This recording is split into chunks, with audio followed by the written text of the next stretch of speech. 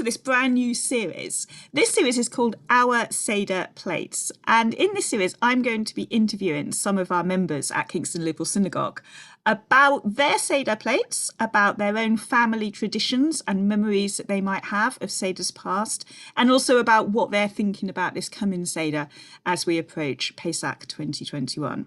And for episode 1, I'm really delighted to welcome Norman and Jill Hyman. Norman and Jill are long-standing members of Kingston Liberal Synagogue. They've been members since 1970, so I'm really delighted to welcome them today. Thank you so much for joining me, both of you.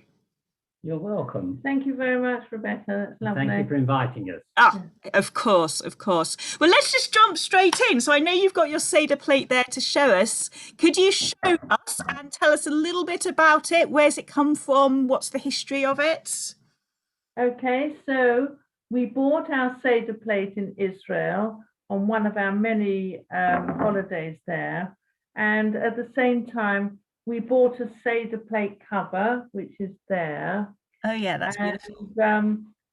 It's divided into 3. That is the cover for the matzahs, and hopefully the afikomen, which will be found by the youngsters after dinner.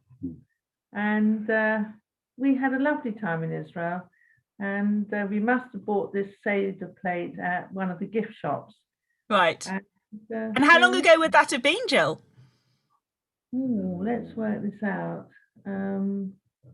Probably about 1980 something. Oh, right. So it's been late 1980s. Yes. So it's certainly been in the family for a long time. Can you just hold it up to the camera one more time so we can have a really...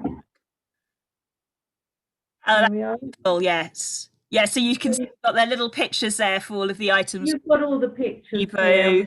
The bitter herbs, the shank bone, the harosis, lettuce, parsley, egg. And with the shank bone, I generally buy lamb chops shortly before Seder so that we have a lamb bone. And lovely. There we go. Lovely. And of course, I make the harosis. Of course, of course. Yeah. So Jill, tell us about any particular sort of Pesach traditions and memories that you have. Well, we've always enjoyed having first night Pesach here in the home with our family and friends, and it's always a very joyous occasion.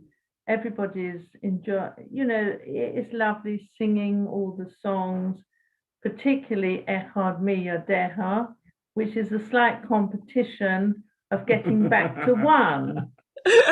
And it goes to the tune of Green Grow the Rushes O. Yes. And it is really funny. And it's good.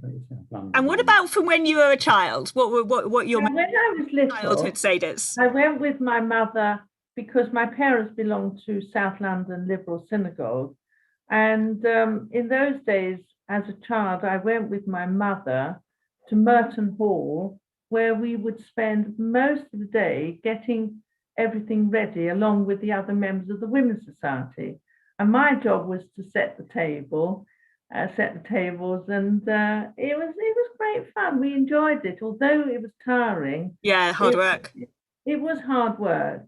And there was an elderly lady buttering the matzahs, and loads of peach juice. We had sliced peaches for pudding, and there was always a tremendous amount of peach juice. And it was so fun. And then sounds fab. I have a slightly earlier memory. I think of when I was very little, and in those days, South London had their Seders at Farnham Hall. And Rabbi John Rayner took the service. And when it came to the afikomen, I, along with all the other children, went hunting high and low for it. And who should find it? I did.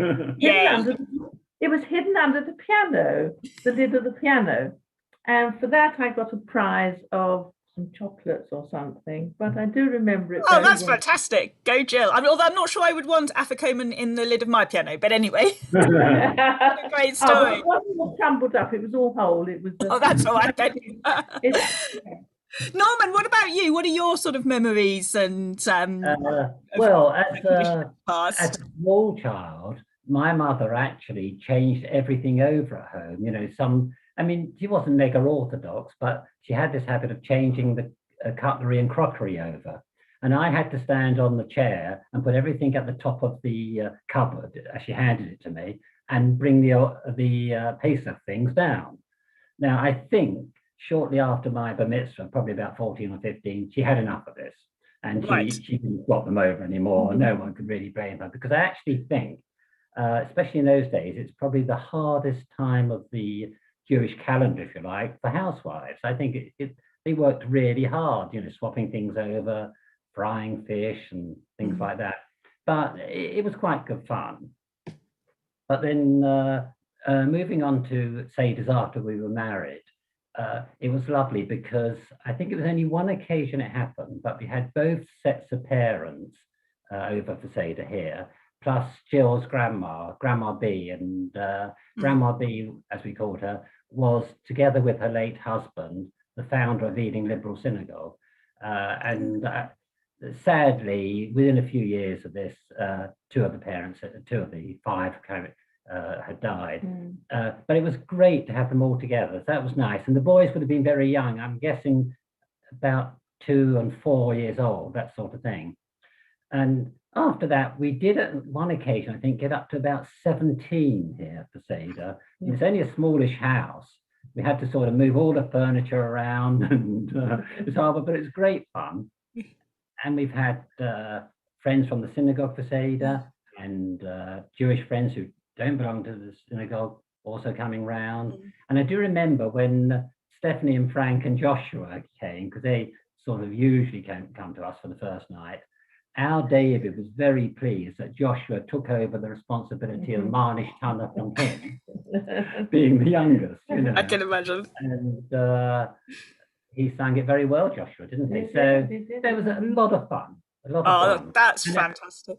I think on one occasion, on 2 occasions, I actually wrote a half-page prayer to start the service. So I quite like sort of writing things like that. So that was quite good, and I thought quite moving at times. Yeah, well, you're making it relevant, aren't you? You're making it relevant by doing that. So thinking then to the Pesach that's just coming up, Pesach 2021. What are your thoughts about this coming Pesach, given the circumstances we're all in? Well, hopefully next time, for next year, we'll all be back in the synagogue celebrating the Passover or Pesach. I mean, first night is generally spent at home, and the second night is the communal Seder. But this year we'll make it fun, and there is a Seder committee already arranging things, and I think it should be very enjoyable. Yeah, absolutely. It's the second one online, isn't it? It is our second one online, so it's the second milestone. Hopefully it'll go well. I mean, for the first night here, I think Philip will come over, our elder one, because he's our bubble, so that's allowed. I'm afraid the others won't be able to, because it's just not allowed. And we usually include our great friend Joyce, but of course can't do it. But we look forward to next year and hopefully meeting up again in the synagogue. Let's hope this is the last year of it. Let's hope for peace in the world. That's a great thing. And freedom, because that's the whole message of Passover, in my opinion. It's freedom. And when you think of these countries around the world, Myanmar's in trouble now and those sort of things, it is terrible for the ordinary people. So my great wish would be freedom for people generally, to go about their lives in a way that, fortunately, we can do in England. Yeah. And how nice it was to see the children this morning going back to school. Yeah. And hopefully we'll be returning to some normality soon. Absolutely. Yeah. What a great message from both of you. Thank you so much. Okay, well, for everyone watching, stay tuned, because there are going to be lots more episodes where this one come from. Norman and Jill, thank you very much. Thank you very much, Rebecca. With us. Thank you. Take care.